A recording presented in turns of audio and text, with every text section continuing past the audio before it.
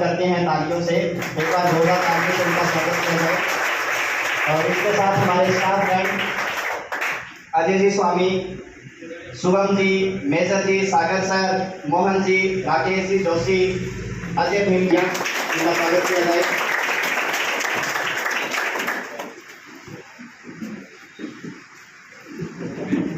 बैठ जाइए।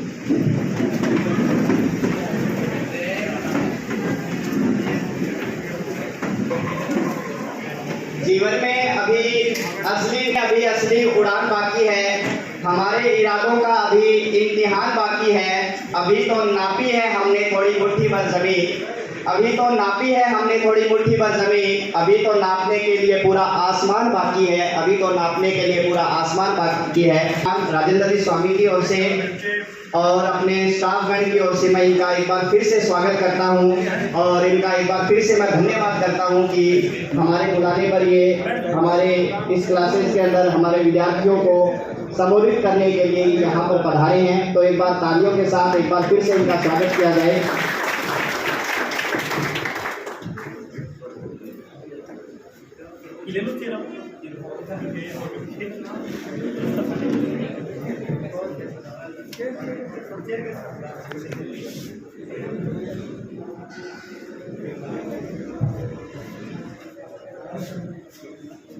हमारे एक अन्य अतिथि हेतराम जी का भी हम जो है यहाँ पर स्वागत करते हैं। एक बार तालियों से उनका फिर से स्वागत किया जाए।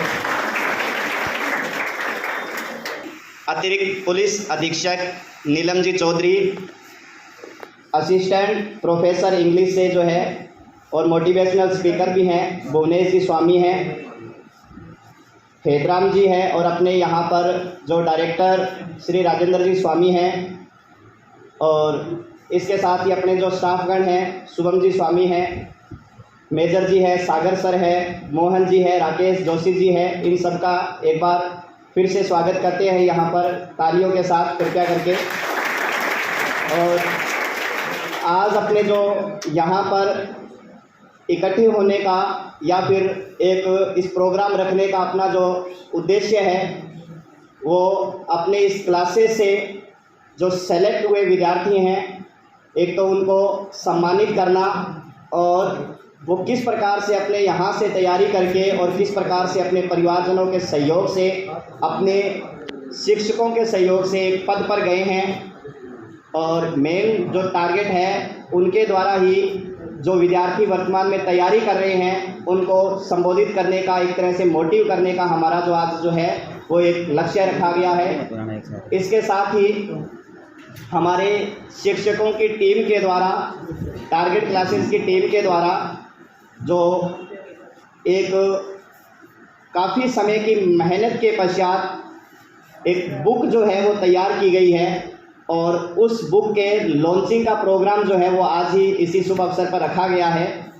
तो इस प्रकार से जो है शिक्षक मेहनत करके यहाँ पर जो है बच्चों का भविष्य बनाने के लिए, उनको एक नई राह दिखाने के लिए वो अपना जो है वो पूरा का पूरा जीवन जो है, पूरा समय जो है उस पर थोप देते हैं और उसके लिए उन्होंने जो है एक अपना छोटा सा योगदान जो है इस रूप में दिया है, इस बुक के रूप में दिया है। उसकी खासियत जो उनके जो सब्जेक्ट टीचर हैं वो ये आपको बताएंगे किस प्रकार से है। इसके पश्चात मैं प्रोग्राम को आगे बढ़ाते हुए माता सरस्वती की वंदना जो है उनके लिए मैं प्रमुख अतिथिगण को यहाँ पर बुलाना चाहूँगा। अतिरिक्त पुलिस अधीक्षक जी, डायरेक्टर साहब श्री राजेंद्र जी स्वामी, भुवनेश जी स्वामी, असिस्टेंट प्रोफेसर और इनके साथ हेतराम जी और मुकेश जी और शुभम जी स्वामी को मैं यहाँ पर बुलाना चाहूँगा। और जो भी टारगेट क्लासेस के स्टाफगण हैं जो यहाँ मौजूद है वो कृपया करके मंच पर आएँ और माता सरस्वती का जो है वो दीपदान करके उनकी पूजा अर्चना करें।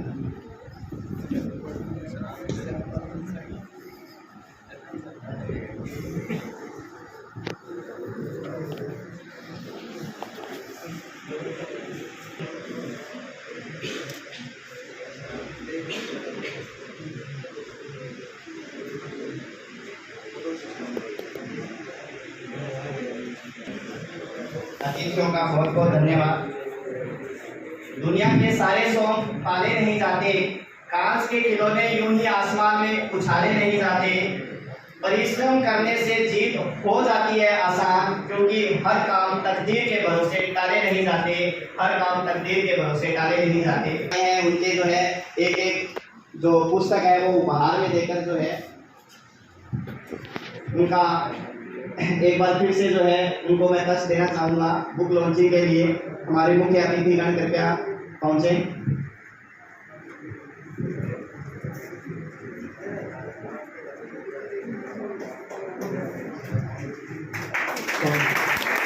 तालियों के साथ तालियां देते नहीं होनी चाहिए।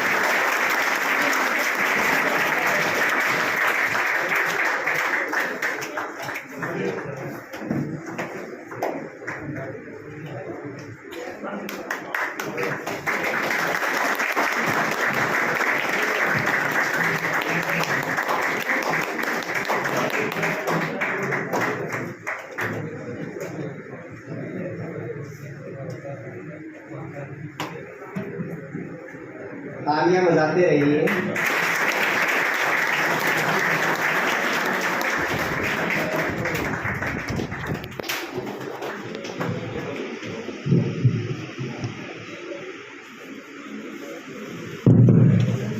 तालियां बजाते रहिए। क्यों शर्मा रहे हो?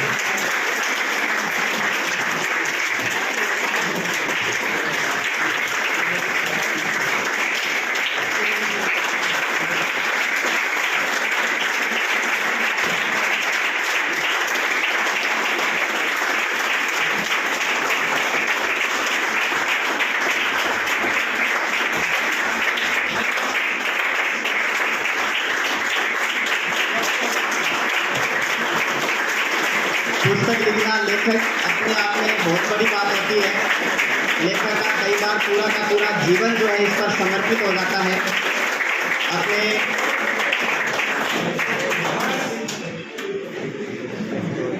है और योग्यता स्थान देती है। श्रद्धा ज्ञान देती है, नम्रता मान देती है, योग्यता स्थान देती है। जब मिल जाए ये तीनों एक साथ तो व्यक्ति को हर स्थान पर सम्मान देती है। तो व्यक्ति को हर स्थान पर सम्मान देती है।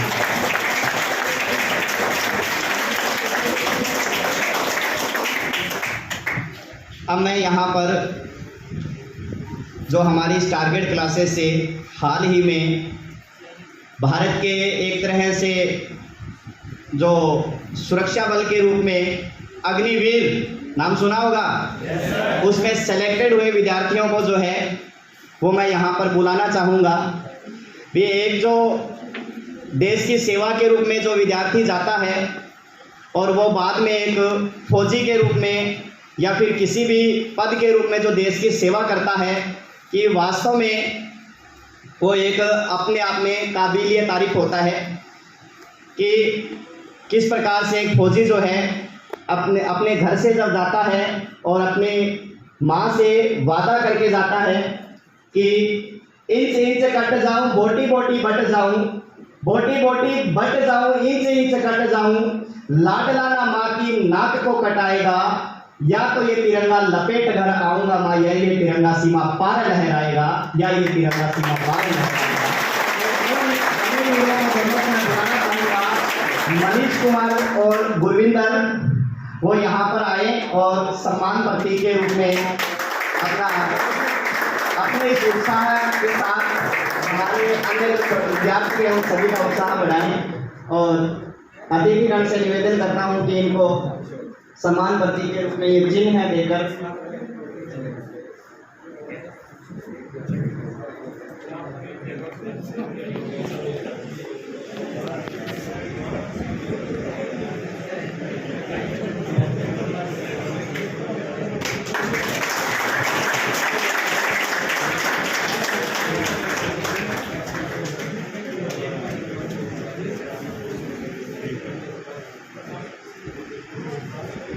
एक बार तालियां बजा दीजिए। सामने देखिए सामने।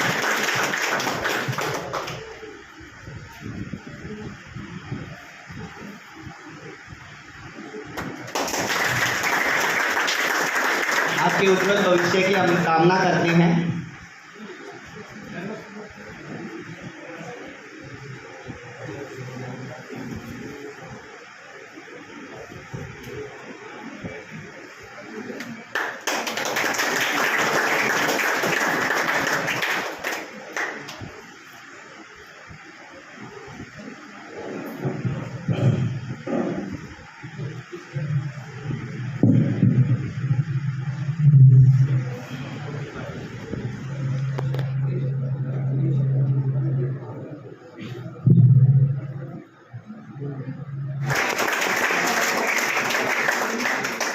इसके पश्चात मैं अतिरिक्त पुलिस अधीक्षक मैडम जी नीलम जी को बुलाना चाहूँगा कि वो दो बातें जो है विद्यार्थियों को मोटिवेशन के रूप में बताएं। मैडम।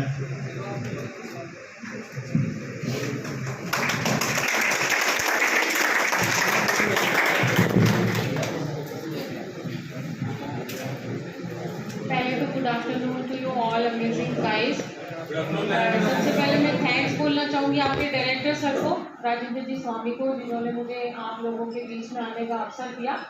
और मैं अपने आप को बहुत ही सौभाग्यशाली मानती हूँ कि एक बार फिर से मुझे अपने बचपन देखने का अवसर मिला आप लोगों के बीच में। तो thanks to Rajendra ji and thanks to your all staff जो आप लोगों के साथ इतनी मेहनत करते हैं, आप लोगों को पढ़ने का जज्बा देते हैं, आप लोगों को अपने सपनों की उड़ान को साकार करने का एक वे दे रहे हैं। वो लोग अपना सब कुछ उन्होंने इस एकेडमी पर लगाया हुआ है। तो उन सभी लोगों को मेरा धन्यवाद। आपके जो भी स्टाफ है यहाँ और जो भी आपको जिस भी रूप में हेल्प करते हैं, तो उन्हीं सबको मेरा बहुत बहुत धन्यवाद। एक बात मैं आपसे कहना चाहूँगी, ज़्यादा देखो मेरे को भाषण तो नहीं आता बट फिर भी मैं कुछ बातें हैं जो आपको बताना चाहती हूँ, क्योंकि मैं भी लाइफ के किसी ऐसे मोड़ पर थी, तब मैं भी आपकी तरह ऐसे बेंच पर बैठी होती थी। लाइफ को कोई भी ड्रीम है, उसको पहली बात तो आपको अपना ड्रीम क्लियरिफाई होना चाहिए अपने दिमाग में कि हाँ मेरा ये ड्रीम है, मुझे RS बनना है, IAS बनना है, मुझे SSC क्लियर करना है, मुझे ये चीज़ क्लियर करनी है। पहले तो सेट द गोल्स, है ना, पहले अपने गोल सेट कीजिए, उसके बाद में कंसिस्टेंटली उसका पीछा कीजिए। कंसिस्टेंटली यू अंडरस्टैंड, लगातार उसका पीछा करते रहिए, फिर उसी दिशा में हार्ड वर्क कीजिए और फिर डेडिकेशन रखिए। तो ये 4 बातें अगर आप करेंगे तो निश्चय ही आपको अपना गोल मिलेगा, कोई रोक नहीं सकता। और एक बात और मैं आपसे कहना चाहूँगी कि कौन कौन अपने आप को 1 घंटा देता है रोज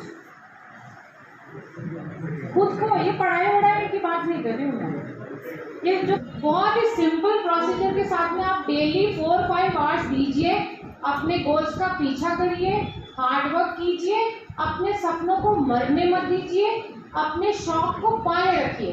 ठीक है ना, जो आपका शौक है, जिसमें भी फील्ड में आप जाना चाहते हो, यहाँ बहुत सारे लोग होंगे जिनका कुछ और टारगेट होगा, किसी का कुछ और टारगेट होगा, आई डोंट नो, बट जो भी आपका ड्रीम है उसको ये नहीं है कि किसी ने मुझे बोला तो मैंने I decided to go in that, किसी ने मुझे आर्मी का बोला, किसी ने ऐसा नहीं। अपने आपको क्या करना है, ठीक है ना, ये आपको क्लैरिफाई होना चाहिए कि हाँ मुझे ये बनना है और मुझे क्या करना है। ठीक है, जो भी लाइफ में जो भी आपके प्रॉब्लम्स आ रही हैं, जैसे अब्दुल कलाम साहब वो नहीं बने, वो पायलट बनना चाहते थे, वो नहीं बने लाइफ में ना, तो उनके डायरेक्टर सर थे शिवानंद स्वामी सर। तो उन्होंने बोला कि सर मैंने इतनी मेहनत की and I am not there, तो what was the reason for that. तो उन्होंने कहा कि यानी ऐसे को और कुछ बनना है, ये टूटे फूटे काम के लिए तू रहेगा, ठीक है ना, लाइफ में तेरे लिए कुछ और डिसाइड किया है। तो अब्दुल कलाम साहब को कौन नहीं जानता है, ऐसा कोई जो उनको नहीं जानता? तो वो क्या है आज हम सबको पता है, वो क्या है, क्या थे, क्या वो कर गए। उन्होंने मिसाइल बनानी थी, हम मिसाइल में नंबर 1 है अभी, ठीक है ना, ये तो आपको पता होगा, है ना। तो उनको मिसाइल मैन बनना था, इसलिए वो नहीं बने।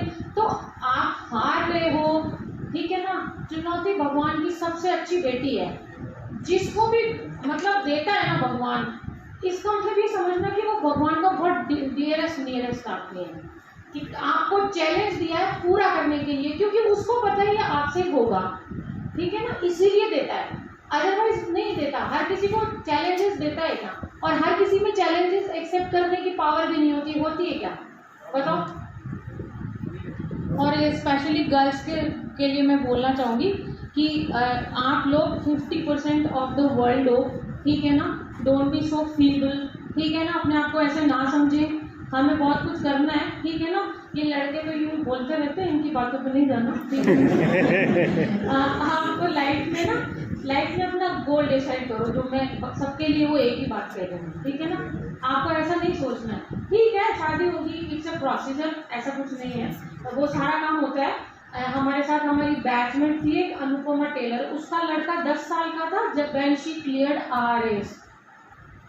मुक्ता राव, अभी सुना होगा आपने नाम, है ना, उनका बेटा 8 साल का था जब उन्होंने RS क्लियर किया। तो कभी भी लेट नहीं होता है और कभी भी जल्दी नहीं होता है, ठीक है ना। आप अपना गोल डिसाइड कीजिए, उसके बाद में कंसिस्टेंटली उस पर हार्ड वर्क करिए, कोई आपको नहीं रोकेगा, ठीक है ना। और जितने भी यूथ हैं, मैं उन सबसे एक बात कहना चाहूँगी कि ये जो शौक ना, अपनी इच्छाओं को अपनी सीमाओं में बांधिए, नहीं तो ये शौक गुनाहों में चेंज हो जाते हैं, ठीक है ना। Are you getting my point, मैं क्या कह रही हूँ? Yes, ma'am. ठीक है ना। ये बहुत सॉफ्ट एज होती है, इधर जाकर के आप अपना पूरा फ्यूचर बर्बाद कर सकते हैं, ठीक है ना। और उधर जाकर के आप अपना फ्यूचर एक रोल मॉडल बना सकते हैं, ताकि आपका एग्जाम्पल कोई और दे, किसी के पेरेंट्स आपका एग्जाम्पल दें। बहुत से लोग गाँव से भी आते हैं, बहुत से लोग हनुमानगढ़ के भी होंगे लोकल, बहुत से लोग दूर दराज की ढाणी से भी होंगे, डजंट मैटर, उसका कोई फर्क नहीं पड़ता आप कहाँ से आते हो, कहाँ से। महेंद्र सिंह धोनी बहुत टिकट कलेक्टर हुआ करता था, यू नो। आपने महेंद्र सिंह धोनी देखिए, वो 3-4 पिक्चर दिखाओ टाइम के साथ, एक तो MS धोनी दिखाओ इनको, है ना, एक चक दे इंडिया दिखाओ, फिर से दिखाओ, देख ली कोई बात नहीं, फिर से देखो, बार बार देखो। ये मूवीज ना आपको इग्निशन देगी, ठीक है ना। एक इग्निशन होता है, उसी से मिसाइल ऊपर बढ़ती है, पता है आपको। तो वो इग्निशन लेते रहा करो। वो कोई भी हो सकता है आपकी लाइफ में, आपके फादर हो सकते हैं, आपको इग्निशन देने वाले आपकी मदर हो सकती है, आपकी सिस्टर हो सकते हैं, आपके ब्रदर हो सकते हैं, कोई फ्रेंड हो सकता है आपका, कोई भी हो सकता है जिससे आपको मोटिवेशन मिलता है। आपके टीचर्स लोग हो सकते हैं, आपके डायरेक्टर सर हो सकते हैं। अभी मैं आ गई, जैसे ये मेरे को लेकर आ गए, तो 15 मिनट के लिए मैं हो सकती हूँ, ठीक है ना। तो ऐसा कुछ नहीं है, कोई भी हो सकता है जिससे आपको अच्छा लगता हो, ठीक है ना। एक चींटी भी बहुत कुछ सिखाती है और एक हाथी भी कई बार बहुत कुछ नहीं सिखाता है, ठीक है ना। तो always try to adopt, always try to observe the, जो भी हमारे चारों तरफ है उसी से पेपर बनता है, ऐसा कुछ नहीं है। कोई बहुत गुड चीज़ें उसमें नहीं आती है, डे टू डे में क्या हो रहा है, what is going on in the world, what is going on in India. तो ये आपको बेसिक चीज़ें हैं। पढ़ाई कोई बहुत ही वो नहीं है कि बहुत ही एटम बॉम्ब है और सुबह सुबह हम एस्ट्रोनॉट का तैयारी करके सब हम बढ़ने जा रहे हैं, ऐसा नहीं है, ठीक है ना। मेरा पॉइंट समझ रहे हैं, इज दैट क्लियर, है ना। तो टेक इट लाइटली, ठीक है ना। लाइफ में हर चीज़ कूल, सब चीज़ शांति से होती है, सब चीज़ प्यार से होती है, ठीक है ना। कभी किसी के साथ, कभी किसी की बातों को ईगो ऐसा ना, आपके टीचर ने आपको कुछ कह दिया, बहुत ही ईगो में ले लिया, अब उसकी तैयारी कर रहे हैं, वो कब घर से अकेला निकलेगा, नो ऐसा नहीं होता लाइफ में, ठीक है ना। ये ईगो, ये आपका ईगो जो है, ये ईगो 3 वर्ड का शब्द है, ठीक है ना। इसमें कोई ज़्यादा कुछ रखा हुआ नहीं है। तो ऐसा आजकल जो देख रहे हैं ना, स्ट्रेस, ईगो, ये यूथ में बहुत मिल रहा है, तो इसको हटा दो, इससे कुछ नहीं हासिल होता, ठीक है ना। ये जो जैसे राम बहुत बड़े स्ट्रैटेजिकल पर्सन थे, है ना। श्री राम को किसी ने पढ़ा है? Yes, ma'am. क्या पढ़ा है?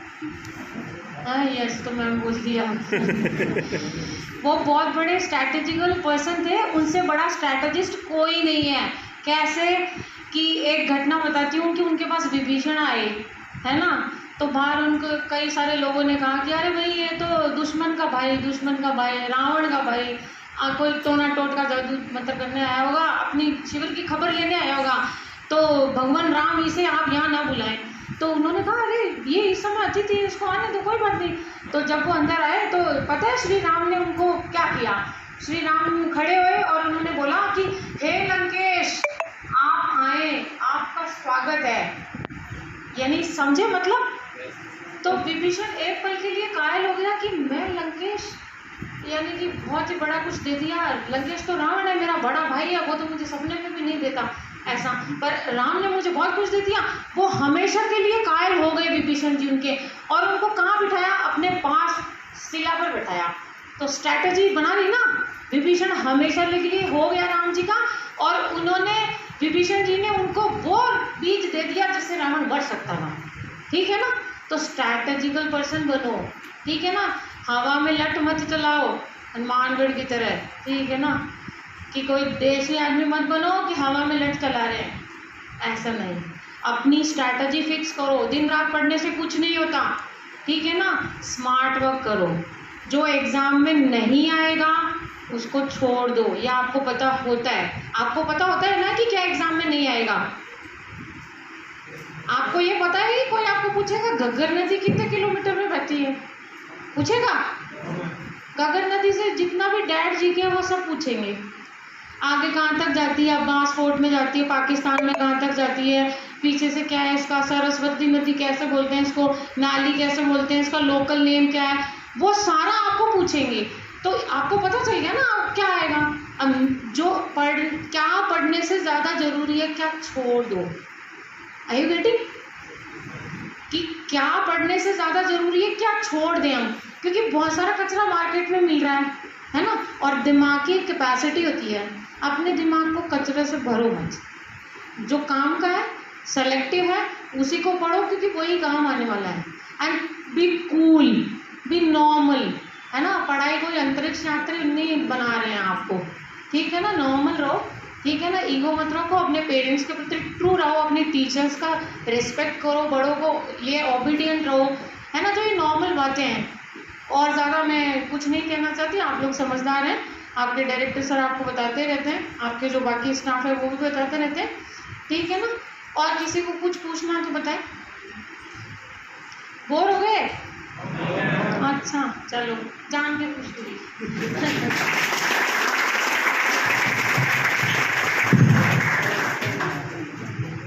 जल्दी अपने दिमाग में बैठा लेते हैं बातों को, पूछने की नौबत ही नहीं है। मैडम का बहुत बहुत धन्यवाद।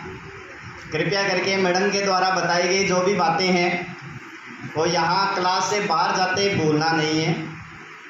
प्रसाद ले लिया, ग्रहण कर लिया, बस जब तक मुंह में मीठा है तब तक रहेगा, बाद में बस ख़त्म कहानी। एक बार जब मोटिवेशन आपको दिया जाता है तो 4-5 दिन या हद से हद 1 हफ्ता मान लो, बस तैयार रहते हैं। रात के 11 बजे उठ के पढ़ने स्टार्ट कर देते हैं, 1 बजे कर देते हैं, 2 बजे कर देते हैं, और धीरे धीरे जैसे ही वो बबूती जो दवा है वो समाप्त होने लगती है, बस बाद में वही दिनचर्या आपकी जो प्रारंभ हो जाती है।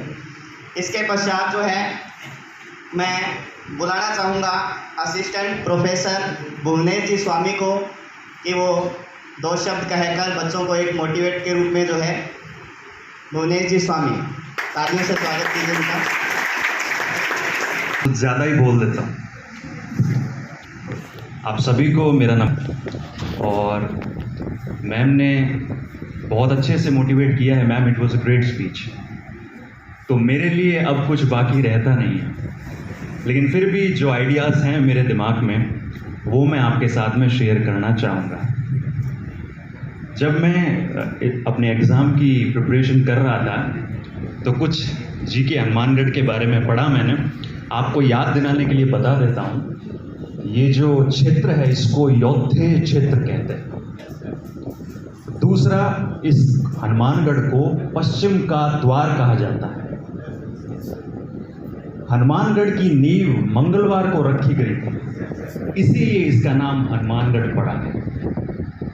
और आप वीरों की धरती पर आपने जन्म लिया है या फिर आप रहते हैं, तो इस धरती का आपको मान रखना ही होगा, और इसमें कोई डाउट नहीं है। No conflict, no doubt that you will do great work in your life. Clap for yourself. Thank you.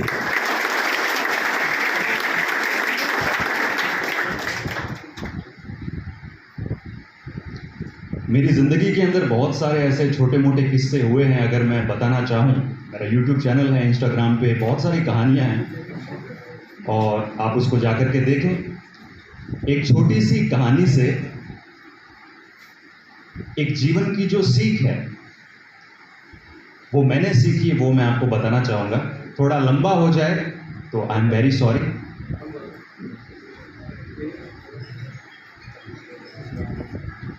Yes guys please. देखिए, मैं हिंदी मीडियम का विद्यार्थी हूं, और कितना बड़ा हिंदी मीडियम का विद्यार्थी हूं इसका उदाहरण मैं आपको देता हूं। जब मैं छोटा था, हिंदी माध्यम के विद्यालय में पढ़ता था, तो एक बार जब मैं 6ठी 7वीं में था तो मेरे अंग्रेजी के टीचर ने मुझे कहा, Bhuvnesh how are you, Bhuvnesh how are you. तो मैं घर जाके बहुत रोया, बहुत रोया। मेरी मम्मी ने मुझसे पूछा कि कहीं हुआ भुवनेश, क्यों तड़ा है, क्यों रोया है? तो मैंने बोला, मारो अंग्रेजी रो टीचर मन के तू आऊ है।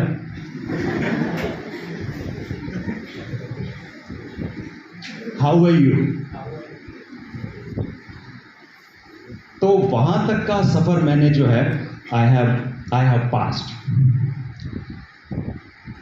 एक छोटी सी कहानी है, शायद ये आपको हेल्प करे अपने लक्ष्य तक पहुंचने के लिए। सच्ची कहानी है। मैंने अपने माता पिता को खो दिया था जब मैं 14-15 साल का था, दोनों को। और almost I was on the verge of committing suicide, on the verge of, on the edge of, I was trying to killing myself. लेकिन ईश्वर की दया से मेरे अंदर एक छोटा सा इंटरेस्ट जगा कि कुछ करते हैं जीवन के अंदर। खर्चा निकालने के लिए मैंने ट्यूशन्स पढ़ाना स्टार्ट किया। छोटे छोटे बच्चों को मैं ट्यूशन पढ़ाने जाता था। उस समय मुझे महीने के 400 रुपये 500 रुपये मिलते थे, तो 1000-1500 रुपये हो जाते थे, जिससे मेरे पूरे महीने का, मेरी किताबों का, मेरी साइकिल का, मेरा खर्चा चल जाता था। तो 2-3 साल मैंने मेहनत की, and I work so hard, I work like crazy. English became an obsession for me. I wanted to be the best in it.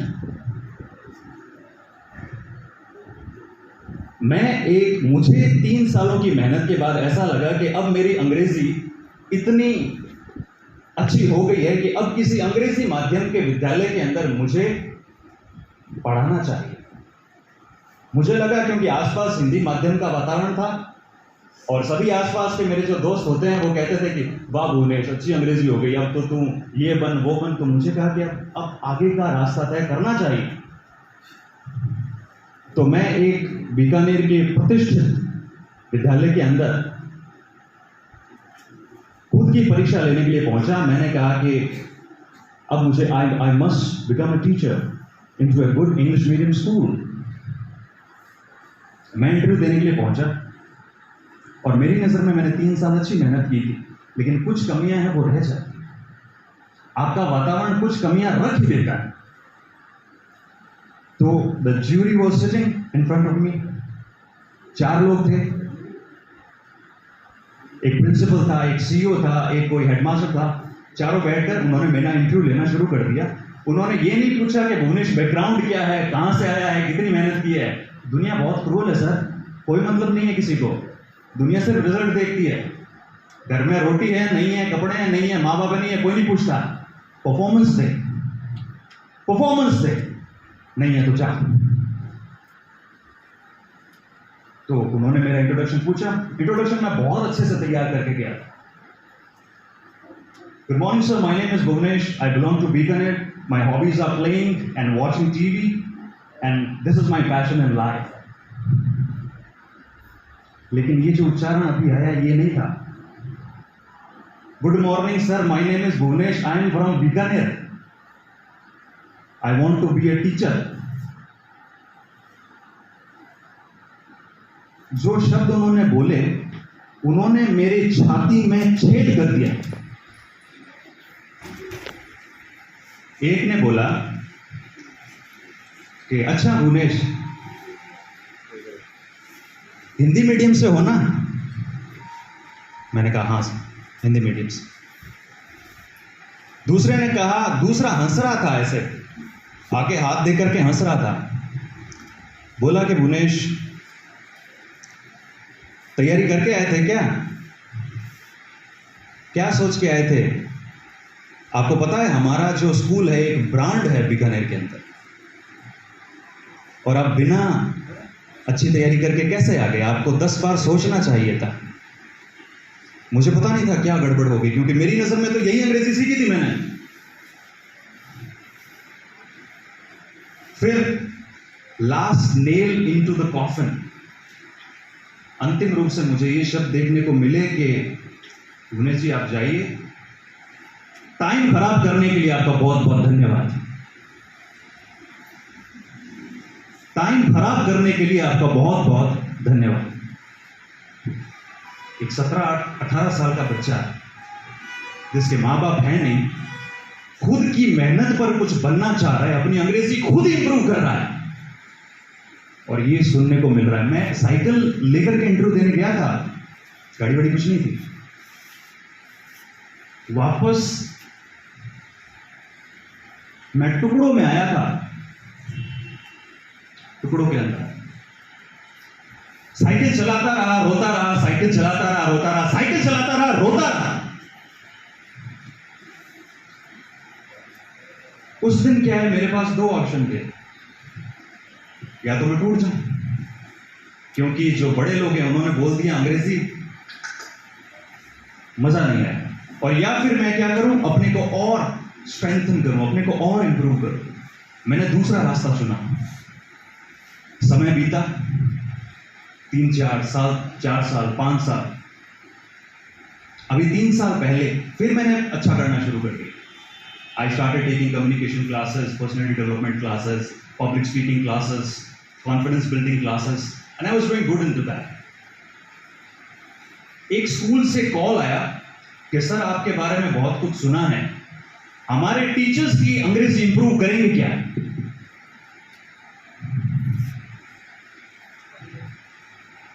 गुरुजी हमारे विद्यालय में आइए, हमारे टीचर्स की अंग्रेजी इंप्रूव करने के लिए हमें आपकी आवश्यकता है। मैं गया, वही स्कूल था, नाम नहीं लूंगा। ट्रेनिंग दी मैंने 3-4 दिन, मैंने कुछ नहीं बोला, नथिंग।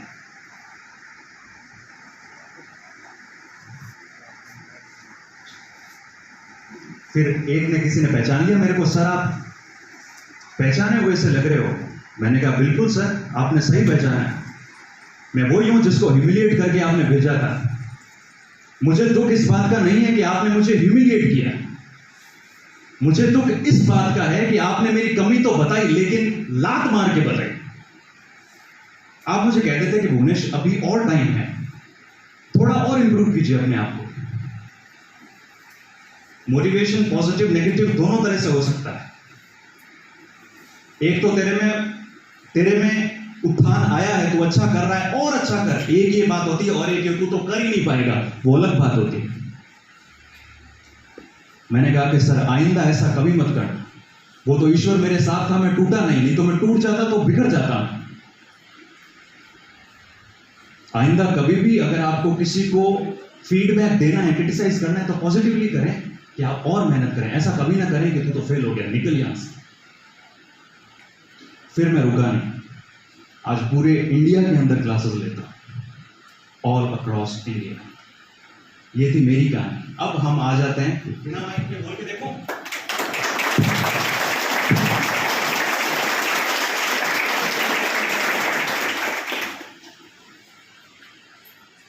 लेक्चर तो मैं बड़े लंबे लेता हूं, उतना समय है नहीं, 10 मिनट का मैं और समय लूंगा आपसे, और मैं आता रहूंगा आपसे मिलने के लिए। मोटिवेशन जो होता है ना, मुझे कई बार जब मुझे ये टैग दिया जाता है मोटिवेशनल स्पीकर, तो मुझे थोड़ा सा मैं असहज हो जाता, क्योंकि motivation is a temporary thing. आप एक फिल्म देखोगे, 2 घंटे मोटिवेशन दबा के आएगा, लेकिन सुबह लेट उठो वापस। आपको कांस्टेंट मोटिवेशन की आवश्यकता होती है, कांस्टेंट मोटिवेशन नहीं होता है, हैबिट्स होती हैं, habits is the real motivation. अब बहुत सारे बच्चे बैठे हैं, इनमें से कुछ बच्चे बहुत मेहनत कर रहे होंगे, कुछ बच्चे ये सोच रहे होंगे देखेंगे, और कुछ बच्चे बिल्कुल भाग्यवादी, उन्होंने सोच लिया जो ईश्वर करे वो सही, जो भाग्य में लिखा है वो होगा। लेकिन कर्म करे बिना भाग्य भी नहीं मिलता है आपको। अब सर मोटिवेशन लाए कहां? 12 घंटे नींद लेनी हो तुरंत मोटिवेशन आता है, लेकिन सर 12 घंटे पढ़ना हो, how to get that powerful motivation? How, कैसे आएगा ऐसा मोटिवेशन? सर मन नहीं करता पढ़ने का, करता है क्या? बहुत बहुत इंटरेस्टिंग होती है क्या पढ़ाई? बिल्कुल नहीं होती। मौत आती है पढ़ने के लिए। 1 घंटे किताब देखने के बाद ऐसा लगता है कि छोड़ो यार इसको, कुछ और प्राइवेट काम कर लेंगे, लेकिन ये अपने बस की बात नहीं। ऐसा होता है ना? यानी कि अगर मन करने लग जाए सारी दिक्कत समाप्त, फिर तो कुछ भी असंभव नहीं। SI, IAS, RAS, assistant professor, कुछ भी असंभव नहीं। अरे पढ़ाई की बात छोड़िए, और भी 1000 रास्ते हैं सफलता प्राप्त करने की इस दुनिया के। तो कोई एक रास्ता तो होगा ना आपका, कोई एक चीज तो होगी जिसमें आप अच्छे हो। आप इतने नाकारा नहीं हो सकते। एक चीज होगी कोई ऐसी जिसमें आप सर्वश्रेष्ठ बन सकते। You can become the best in the universe. अब मैं आपको बताता हूं। पहला मोटिवेशन तो ये होता है कि जब आपको मिल जाता है WHY, वाई। मेरा मोटिवेशन ये था आगे बढ़ने का कि मेरे जैसे कितने बच्चे होंगे जो डिप्रेशन से जूझ रहे हैं, जिनके मदर फादर नहीं है, जिनके पास पैसे की कमी है। अगर मैं कुछ बन जाता हूं तो लोग कम से कम मुझे देखकर कहें कि हाँ, इसने इतना रास्ता तय कर लिया तो हम भी कर सकते हैं। We can do it. वो मेरा वाई था। क्यों? अगर आपके पास वो वाई है तो आपका काम बन गया।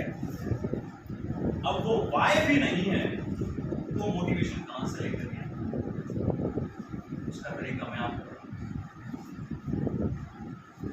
एक लड़का था 15-16 साल का, 17-18 साल का, आपके की एज ग्रुप का, और अपने माँ बाप का बहुत लाड।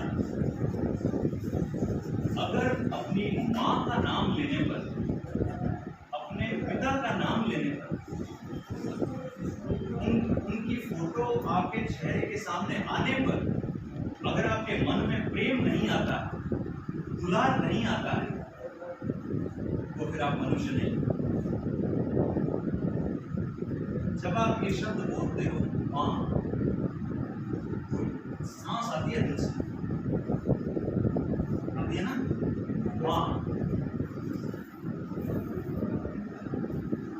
एक बार अभी कुछ दिनों पहले टर्की के अंदर बहुत बड़ा अर्थ पैदा है, बहुत बड़ा भूकंप है, हजारों लोग मर गए।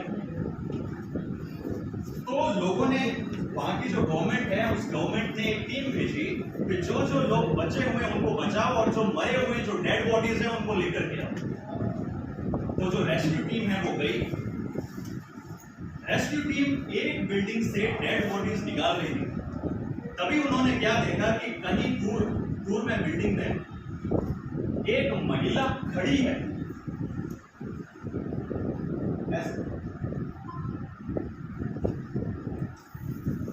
ऐसे खड़ी है।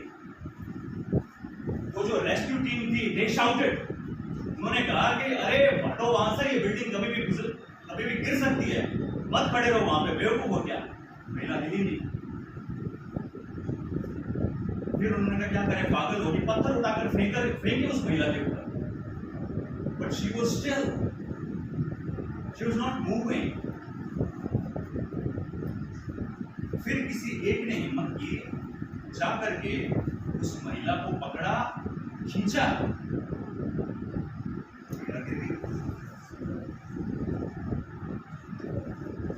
She was dead. अब वो महिला वैसे क्यों खड़ी थी? लीजिए उसका बच्चा।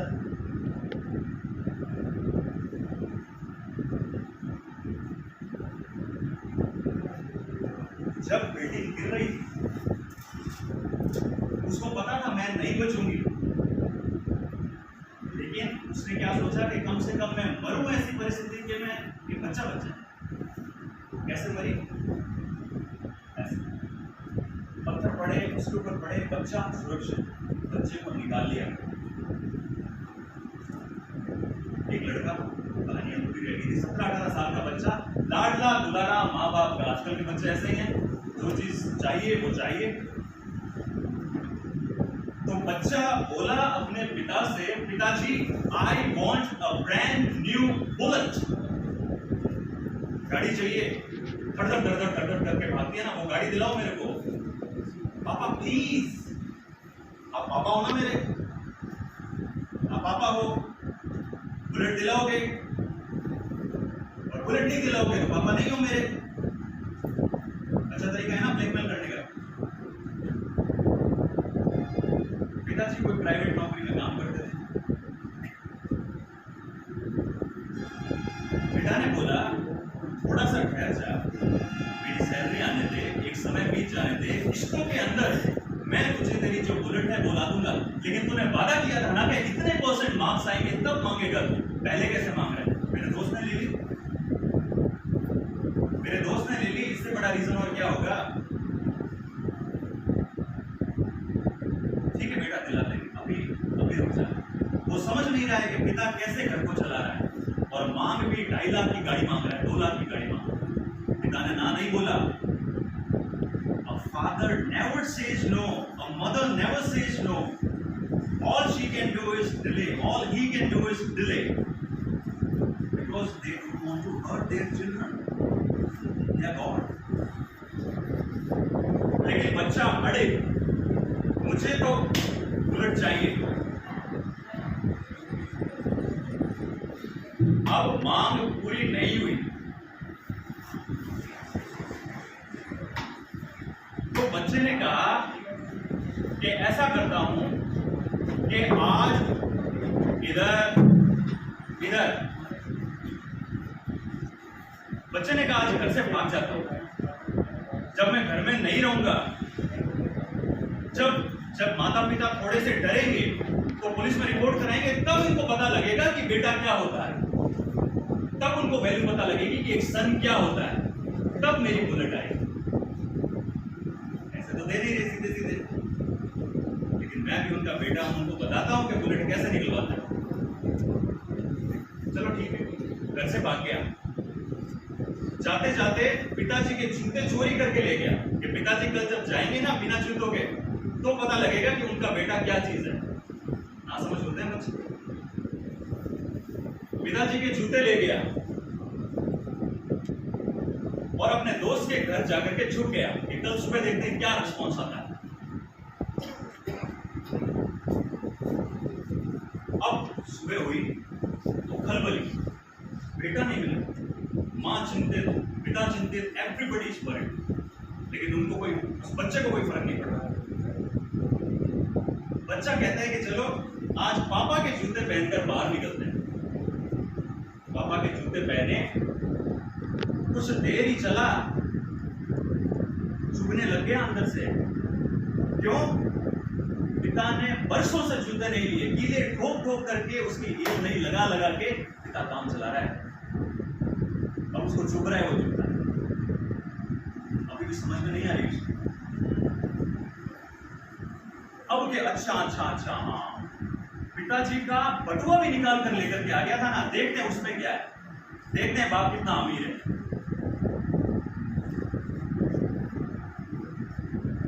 बटुआ खोला, फर्स्ट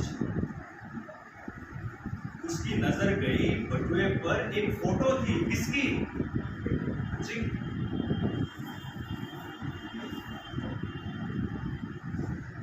फिर खोल करके देखा और क्या है, कितना माल है पिता के पास, तो उसमें से एक फोटो निकली न्यूज़पेपर की काटी हुई, और उसमें क्या लिखा हुआ?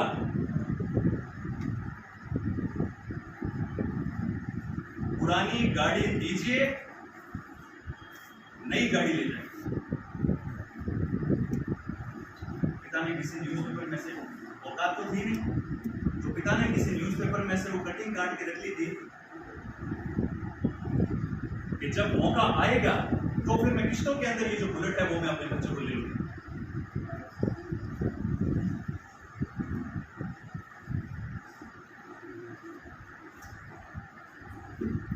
अगर आप अपने माता पिता को देखकर प्रोत्साहित नहीं होते हैं तो आज इस जीवन के अंदर कुछ भी आपको प्रोत्साहित नहीं कर सकता।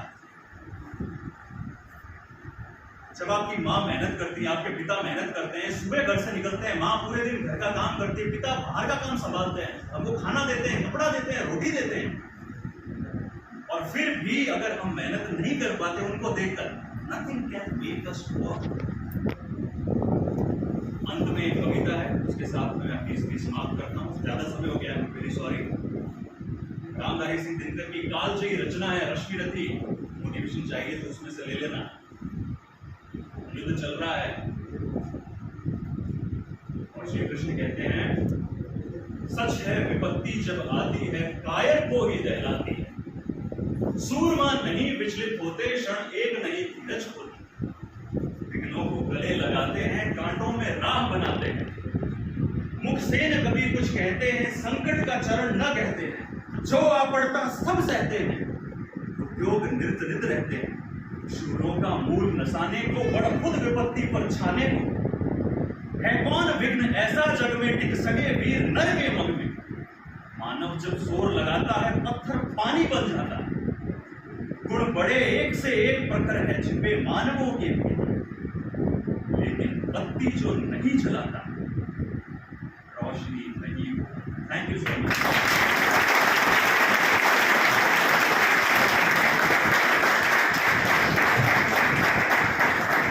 सर का बहुत बहुत धन्यवाद। एक बार फिर से जोरदार तालियों से एक बार धन्यवाद कर दीजिए।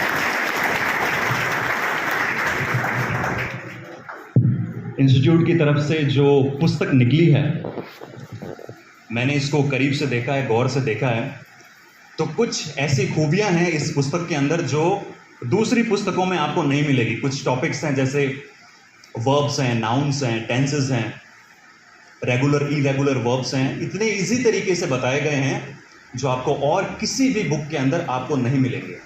तो आप इस बुक को देखिए और जो भी आपके फ्रेंड्स हैं उनको भी रेफरेंस दीजिए कि ऐसी एक सरल सुलभ भाषा के अंदर उपलब्ध अंग्रेजी में अब हनुमानगढ़ में उपलब्ध है। Thank you.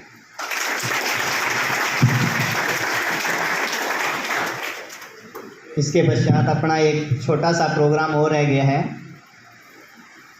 आज अपने जो टारगेट क्लासेस के प्रबंधक हैं शुभम जी स्वामी, उनका जन्मोत्सव भी है। तो उनकी जो जन्मदिन है उनसे जो है केक वगैरह भी कटवाना है, तो उनको मैं यहाँ पर बुलाना चाहूँगा। एक बार ज़ोरदार तालियों से उनका स्वागत कीजिए। शुभम जी।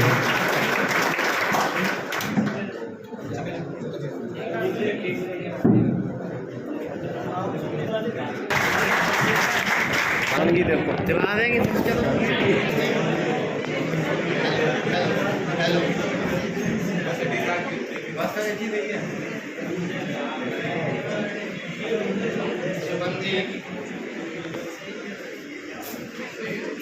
बर्थडे बॉय के लिए ताली बजाओ।